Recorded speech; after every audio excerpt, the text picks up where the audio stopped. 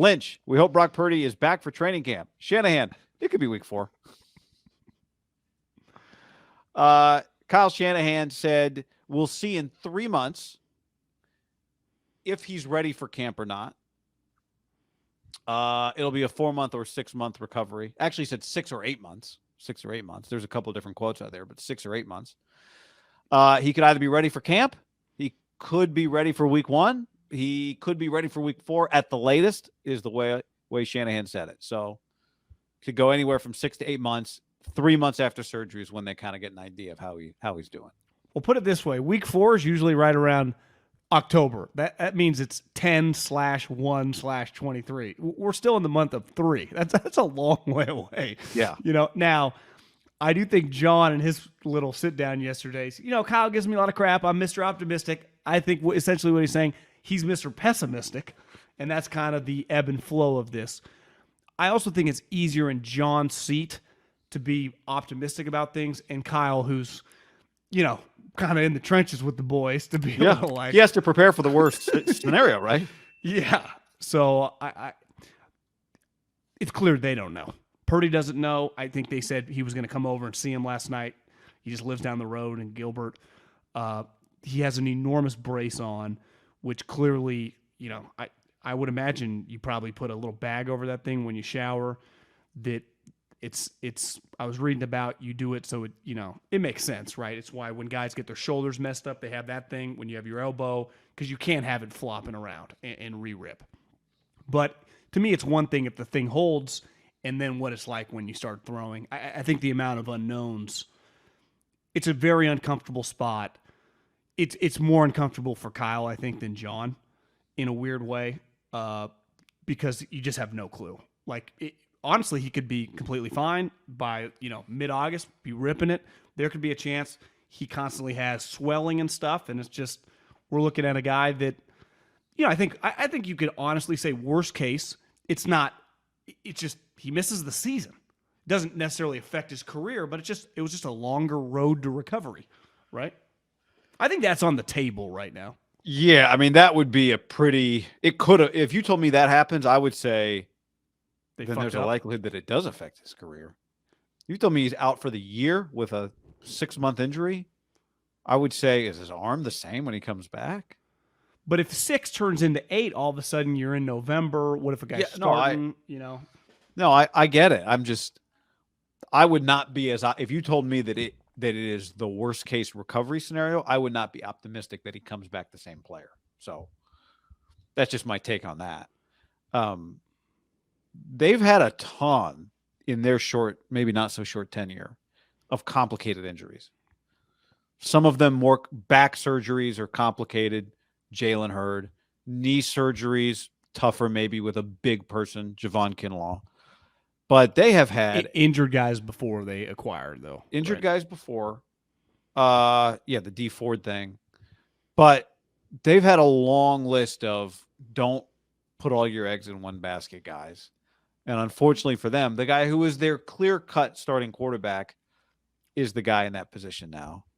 And who knows? I don't, Kyle said, exactly what John Lynch said, exactly what everybody knows. If he'd never gotten hurt, he'd be the starting quarterback still. You remember watching UCLA the other day? What'd they shoot in the first half against Gonzaga? Like 52% or something? Yeah. Then the game hits halftime, and they are a completely different team in the second half. They go 11 and a half minutes without making a basket. They shoot, I don't even remember what they shot, 28% or some crap. It was awful. And I do wonder if Brock, if you have the year he had, everything's going smoothly, you hit the offseason feeling like $1 million. It's your team from the jump. You're throwing with Ayuk, you're throwing with Debo, you're throwing with Jennings, you're throwing with Kittle, you're throwing with Juice. You are just the man. You're talking to Kyle 3 times a week. You're tweeting out. You're texting out videos to guys. You're getting in there with John Beck. You're talking to Tom House. You're getting a little stronger. 5 yards on his deep ball, his arms. And instead of all of that momentum, it just came to a screeching halt. And he's got to build all of that back up. And I hope it doesn't have the effect of halftime on a hot shooting basketball team. Because I don't think it'd be realistic to expect him, even if healthy, to come back and just be whatever he was, on pace for 30 touchdowns and 4 interceptions. I think we all acknowledge that. But I hope he hasn't lost some of the stuff that got him rolling in the way that he did last year. Well, I think it'd be asking a lot. Let's just say it goes well, and he's not really cleared till toward the end of camp. Isn't it a little crazy to just start week 1 with like a non-established player to like, hey, just starts week 1 and starts playing? You're saying he's cleared week 1, now he starts practicing and just starts that game. Yeah, week 1's whatever, September 10th. He just is able to start practicing with the boys September 1st. I mean, we're not talking fucking Mahomes here or Rodgers. I mean, this guy, he's played 8 games in his career. So I would say there's no guarantee, and this is what I think Kyle's saying, that like, are they just going to shove him back out there? Feels like a little less likely, and that to me goes back to why before we even knew Sam Darnold was the guy, the group of players we were talking about was going to be someone that they could patchwork if Trey wasn't good enough to start games. Right? They were going to be in the Andy Dalton, Sam Darnold, like that group of player that they could play games with if Trey wasn't ready, because this is not top 10 established quarterback where you just like, if Pat Mahomes missed all of training camp and he showed up on Thursday before week 1, like he's starting, right? I don't know if Brock's quite on that level, even for his own health. Well, right? Do you think part of it has to do with how those guys look? Whoever is the 49ers' other quarterback, Trey or Sam, how good that player looks, and who you play week 1. I wonder if we know who they are going to play. We don't know the order they're going to play them in. I don't think that I remember thinking that last year. I don't think it matters because remember the Bears drafted number 1, the fucking 49ers lost. I just don't think quarterbacks coaches think like that at all. We think like more about stuff like that than they do. Like he'll view whether they're playing the Bears or whether they're playing the Eagles as like a legit foe. And I think it's easy for Kyle. Like we've lost these weird games. You can lose any game in the NFL. Yeah. I think we talk about that a lot, and rightfully so, because it's an interesting topic. I don't think they think like that, though. Because coaches think, I can lose today. And I better not lose today. I mean, remember, we're like, the Bears, easy transition. And then it's like 19-10. Is this the worst loss of the season? In a monsoon? It was a bad loss no matter what, though. Yeah, it was a bad loss. No, I know, but would they lose that game if not for a monsoon? Maybe. They might have. But I would say the last couple of years. Dante Pettis just got wide open.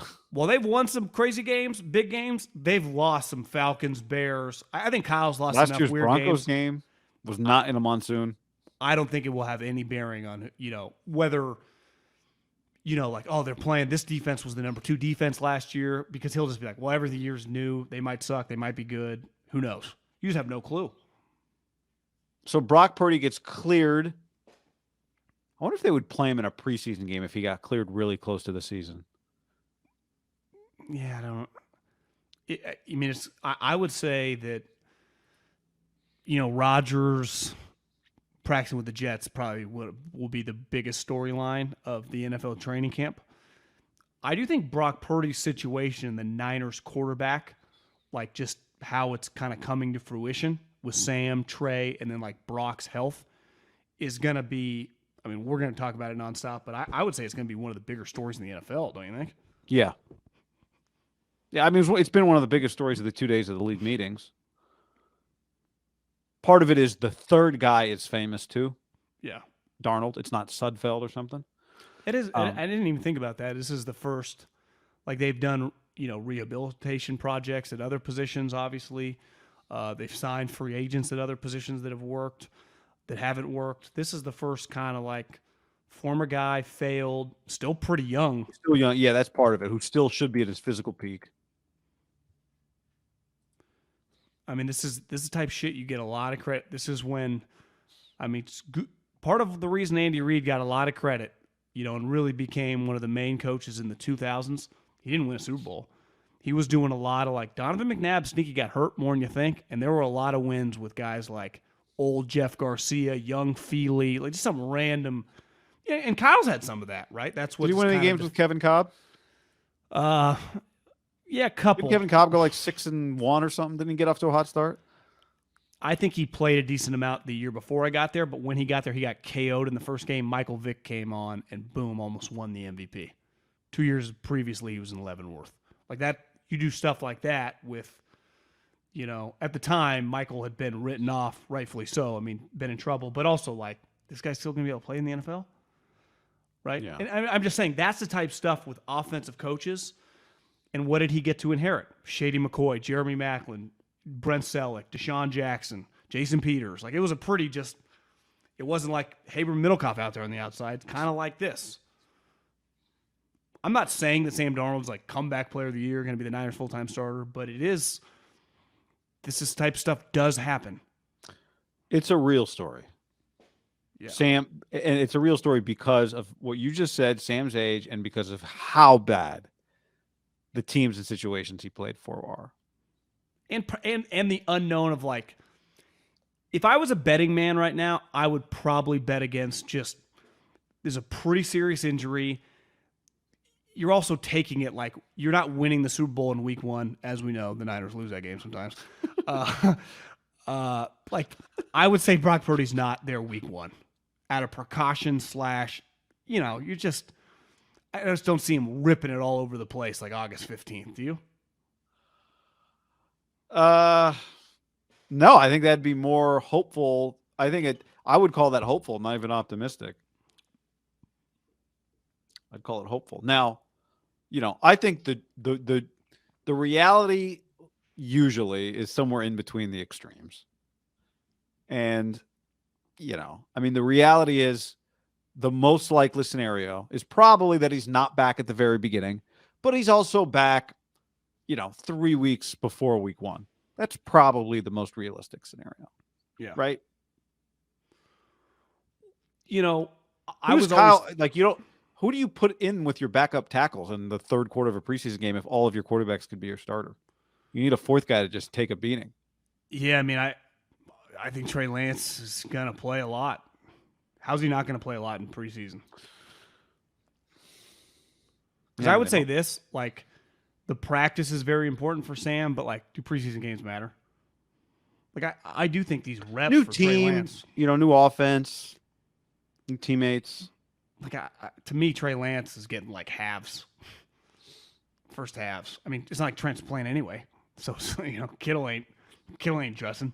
So, to me, Trey's playing a lot in preseason. And that's not because, like, I'm trying to screw him. He just needs playing time. Yeah. Holy cannoli, as Clay would say.